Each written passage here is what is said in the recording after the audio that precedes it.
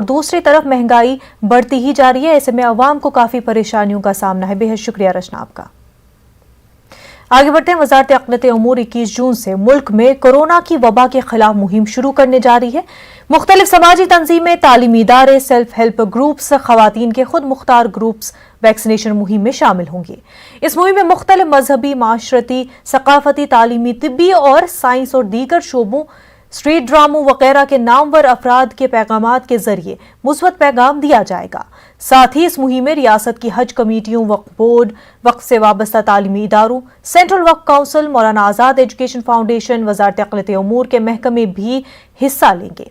मुख्तलिफ ईसाई और बौद्ध मजहब ग्रुप, फिल्म, टेलीविजन के शोबे से वाबस्ता शख्सियात वगैरह लोगों में वैक्सीनेशन के बारे में आगाही का मौसर पैगाम देंगे।